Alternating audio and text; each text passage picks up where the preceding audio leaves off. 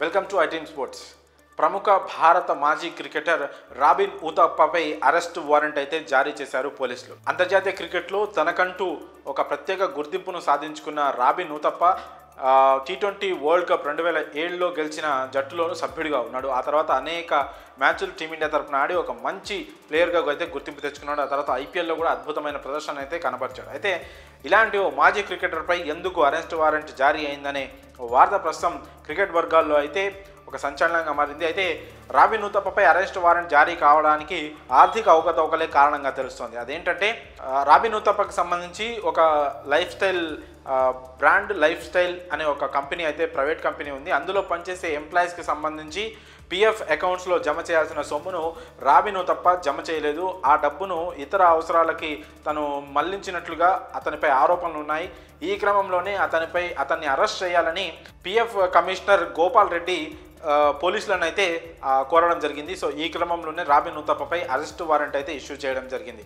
అయితే తన కంపెనీలో పనిచేస్తున్న నార్మల్గా పిఎఫ్ అకౌంట్లో ఎలా ఉంటుందంటే ఎంప్లాయీ షేర్, ఎంప్లాయర్ షేర్ అనేది ఉంటుంది. ఇక్కడ ఎంప్లాయీ నుంచి పిఎఫ్ అకౌంట్లో జమ చేయడానికి వాళ్ళ శాలరీస్ నుంచి కొంత అమౌంట్ని అయితే ముందే డిడక్ట్ చేయడం, అంటే ముందే కట్ చేయడం జరిగింది. కట్ చేసిన తర్వాత మిగతా శాలరీని ఎంప్లాయీస్కి ఇవ్వడం జరిగింది. అయితే ఎంప్లాయీస్ శాలరీస్ నుంచి ఏదైతే డిడక్ట్ చేసిన అమౌంట్ ఏదైతే ఉందో అది వారి పిఎఫ్ అకౌంట్లలో జమ చేయకుండా గత కొన్ని నెలలుగా ఇలాగే జరుగుతుంది. సో ఆ సొమ్మంతా, ఆ డబ్బంతా ఎక్కడికి పోయింది అనే క్రమంలో పిఎఫ్ కమిషనర్ గోపాల్ రెడ్డి విచారణ జరపగా ఆర్థిక అవకతవకలు సదరు రాబిన్ ఉతప్ప కంపెనీలో జరిగిందని ఆయన నిర్ధారించుకోవడంతో కంపెనీ యజమాని అయిన రాబిన్ ఉతప్పపై చర్యలు తీసుకోవాలని ఆయన పోలీసులను కోరడం జరిగింది. ఈ క్రమంలోనే ఆయనపై అరెస్ట్ వారెంట్ అయితే ఇష్యూ అయింది. మరి ఏ క్షణంలో అయినా రాబిన్ ఉతప్పనైతే పోలీసులు అదుపులోకి తీసుకునే అవకాశం ఉంది.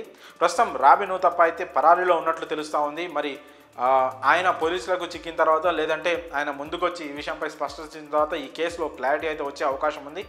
మరి అంతర్జాతీయ క్రికెట్లో ఒక మంచి ప్లేయర్గా గుర్తింపు తెచ్చుకొని ఆ తర్వాత ఐపీఎల్లో ఆడి ప్రస్తుతం ఒక వ్యాఖ్యాత, అంటే కామెంటేటర్గా వ్యవహరిస్తున్న రాబిన్ ఉతప్ప ఇలా తన కంపెనీకి సంబంధించిన పిఎఫ్ డబ్బుని ఇలా సొంతంగా వాడుకోవడమో లేదంటే దాన్ని దారి మళ్లించడమో చేయడంతో తన రెప్యుటేషన్ దెబ్బతినే అవకాశం ఖచ్చితంగా ఉంది. అయితే 2022లో అన్ని ఫార్మాట్లకు రిటైర్మెంట్ ప్రకటించిన రాబిన్ ఉతప్ప ప్రస్తుతం ఐపీఎల్ కావచ్చు లేకపోతే ఇతర టోర్నీల్లో కామెంటేటర్గా వ్యవహరిస్తూ ఉన్నాడు. ఈ క్రమంలో తనపై అరెస్ట్ వారెంట్ అనేది ఇష్యూ కావడం సెన్సేషన్గా మారింది. మరి రాబిన్ ఉతప్పని పోలీసులు అరెస్ట్ చేస్తారా? ఎప్పటివరకు అరెస్ట్ చేస్తారు?